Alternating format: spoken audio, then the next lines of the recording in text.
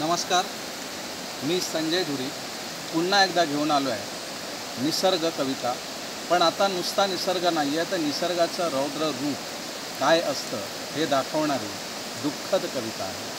कारण आज संपूर्ण महाराष्ट्राभर एवढा पाऊस पडलेला आहे की बरेचसे संसार त्या पावसामध्ये वाहून गेलेले आहेत। शहरांमध्ये पाणी घुसलेलं आहे, गावांमध्ये पाणी घुसलेलं आहे, रस्ते उखडलेले आहेत, गावागावांचं कम्युनिकेशन जे आहे ते बंद झालेलं आहे, रहदारी बंद झालेली आहे आणि बरंचसं नुकसान झालेलं आहे। पूरग्रस्त होऊन सगळं शहर, सगळं गाव आणि गावातली माणसं यामध्ये हाहाकार माजलेला आहे। आणि असेच पावसाचं रौद्र रूप दाखवणारी ही कविता आहे। कवितेचं नाव आहे मी पूरग्रस्त। माझ्या डोळ्यां देखत माझा संसार वाहून गेला, माझ्या डोळ्यां देखत माझा संसार वाहून गेला, माझा कुटुंबासमवेत जगण्याचा आनंदच राहून गेला। धो धो पडला पाऊस, धो धो पडला पाऊस आणि तुडुंब भरली नदी, धो धो पडला पाऊस आणि तुडुंब भरली नदी, कळलंच नाही कोणाला घरात पाणी शिरलं कधी। नियतीने असा डाव साधला, नियतीने असा डाव साधला, कशाचाच झाला नाही मेळ, गोठ्यातील गुरे सोडायलाही मिळाला नाही थोडासाही वेळ। डोकं वर करायच्या आधीच उभा डोंगर घरावर खचला, डोकं वर करायच्या आधीच उभा डोंगर घरावर खचला, घरात जीव घेणे किंकाळी त्यातून एकही नाही वाचला। जिकडे बघावं तिकडे पाणी, जिकडे बघावं तिकडे पाणी, सगळा गाव पाण्याखाली गेला, शेत राखायला गेलेला माझा म्हाताराही मेला, माझा म्हाताराही मेला।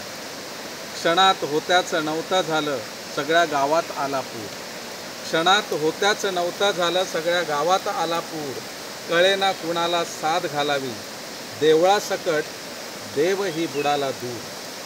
पूर ओसरला खरा पण चिखल मात्र राहिला, पूर ओसरला खरा पण चिखल मात्र राहिला, असा वेदनादायी भयावह प्रसंग या डोळ्यांनी पाहिला। आम्हाला मदत करायला आले सामाजिक कार्यकर्ते हो, आम्हाला मदत करायला आले सामाजिक कार्यकर्ते, पत्रकारांचा ताफा घेऊन गावभर फिरले राजकीय नेते। सरकारनेही केली जाहीर मदत, सरकारनेही नेहमीप्रमाणे केली जाहीर मदत, उद्ध्वस्त संसार पुन्हा त्याने बसेल का, पुरात वाहून गेलेला जीव घरात पुन्हा हसेल का, घरात पुन्हा हसेल का। हे रौद्र रूप होतं पावसाचं, पावसापासून येणाऱ्या पुराचं। आणि हे चित्रीकरणसुद्धा तुम्ही बघत आहात की हे जंगल आहे आणि हे जंगलसुद्धा संपूर्ण पुरामध्ये बुडलेलं आहे। आणि या जंगलामध्ये पुरामध्ये येऊन मी ही कविता सादर केलेली आहे।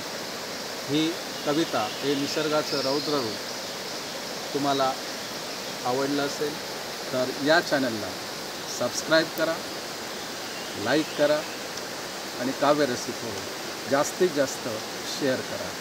धन्यवाद।